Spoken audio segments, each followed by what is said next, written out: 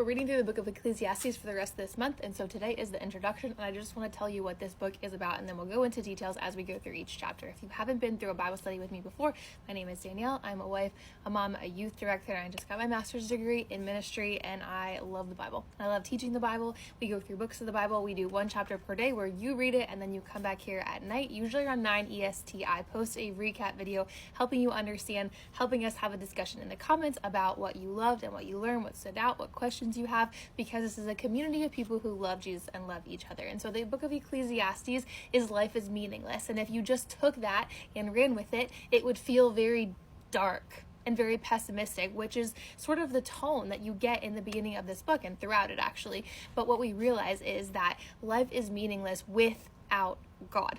That is what the author, what the teacher is telling us over and over and over again. The book of Ecclesiastes is part of wisdom literature with Psalms, with Proverbs, with Song of Solomon, and we get two characters in this book. We have the author and we have the teacher. The author is introducing us to the teacher. This is anonymous. Both are anonymous, but most people believe that the teacher is Solomon because there's some descriptive words that we'll get into in chapter 1. It talks about him being a king. It talks about him having wisdom, which all describe Solomon. If you don't know anything about Solomon, Solomon is a son of King David who takes the throne after David dies, and he's the one who builds the temple. God says he can ask him for anything and he will give it, and Solomon asks for wisdom. And Solomon is a king and he is wise, and that is why we think that he wrote this book.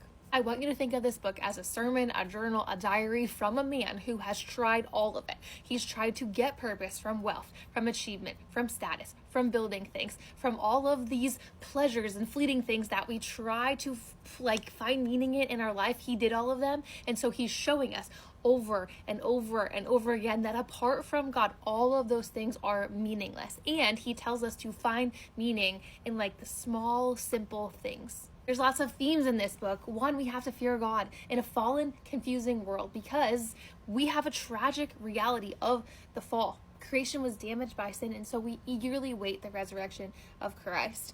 The vanity of life. This life is fleeting and elusive, and we try to find meaning everywhere else apart from God. But again, none of that lasts. We don't even last. Creation is going to outlive us, the mountains and the seas. We are just a blip of this world. Joy and frustration of work. You can find work both satisfying and aggravating, but we have to have enjoyment of God's good gifts and the fear of God. That's going to be the conclusion of the book. If you're somebody who likes to read the end of the book to know what's going to happen, or spoilers before you watch a show, that's me, big time. That is exactly what's going to happen in this book. And so if you don't want to read despair after despair after despair, hope, despair, despair, despair, read Ecclesiastes 12, and you will see that the chief purpose of this book is to tell us to fear God, obey him, keep his commands, love him, follow him, and realize that he is in control, so we can abandon striving, trying to control things, trying to earn things, because God is ultimately sovereign over all things, which is another theme that we're going to see in this book. This book is for unbelievers, new believers, seasoned believers who are wrestling with life's contradictions. What is my purpose? Can God be good in this hard thing? We learn to trust in God's wisdom, and as seasoned believers, striving to finish well.